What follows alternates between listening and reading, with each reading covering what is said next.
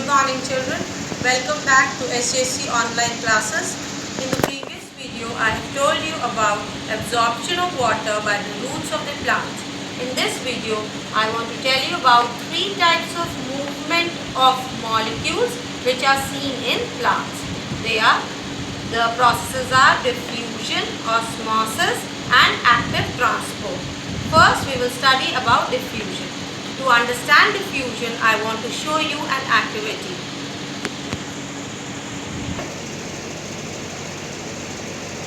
We will take a glass and fill 2/3 of it with water. Now we take a Disprin tablet and put it in water. We will keep the setup for some time. See, what do you observe? That the Disprin tablet is becoming smaller and smaller. And after some time, it will disappear also. Now, if you want to taste the water, it will have the taste of the medicine.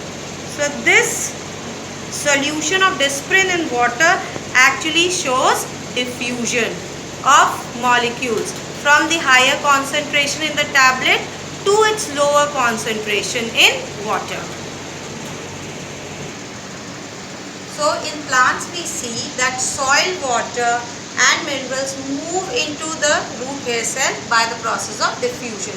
As we know that water molecules are present in the soil, they are in higher concentration, so they enter into the cell sap.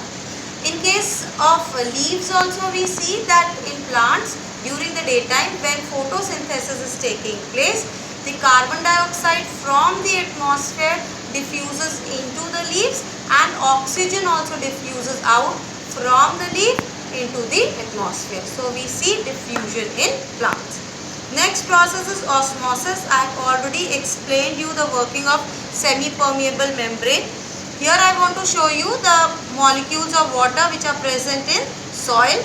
They are in higher concentration, so they enter the cell sap of the root hair cells. So molecules move from higher concentration, water molecules from higher concentration to the lower concentration through a semi-permeable membrane.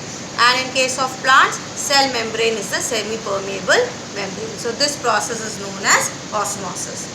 The third movement of molecules in case of plants is active transport.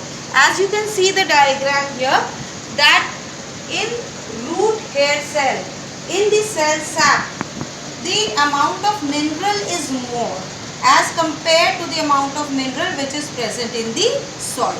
So now what happens? Since here the concentration is low and in cell sap the concentration of minerals is high, the mineral has to move from the lower concentration to the higher concentration. This will require energy.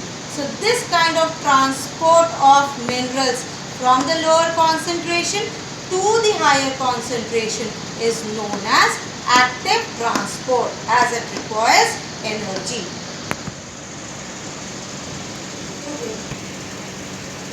This is showing a pathway of movement of absorbed water and minerals into the cell.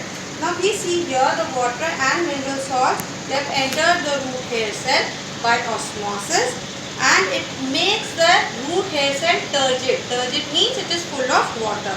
So this water is then pushed into the inner cell and finally it is reaching the xylem.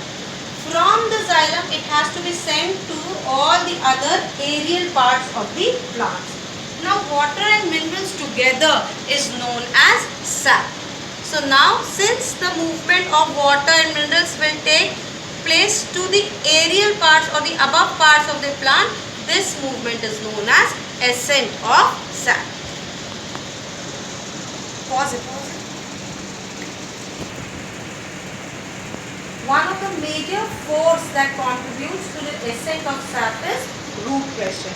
Now we know that the water is continuously moving from the soil to the root hair. This builds a kind of pressure. So from cell to cell osmosis and diffusion, the water and the minerals reach the xylem and then it is moved to the upper parts of the plant. The pressure which is built up in the xylem cells is known as root pressure, as the water is pushed into the root hair cells. This pressure is termed as root pressure.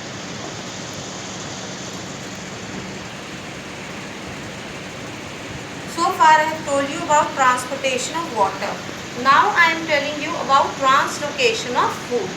Now it is made up of two terms, trans and location. Trans means change, location means place. So we know that the food is prepared by the process of photosynthesis. And when it is prepared in the form of glucose. Now what happens? It will be stored. Now when it is stored in the form of starch. Now when the plants require food, then what happens? Then it is transported through the phloem. But when it is transported, it will be transported in the form of sucrose solution by phloem to all the various parts of the plant, to the roots, to the leaves, so to all the parts of the plant. So this is how transportation or translocation of solute or food takes place in plants. Thank you children. God bless you all.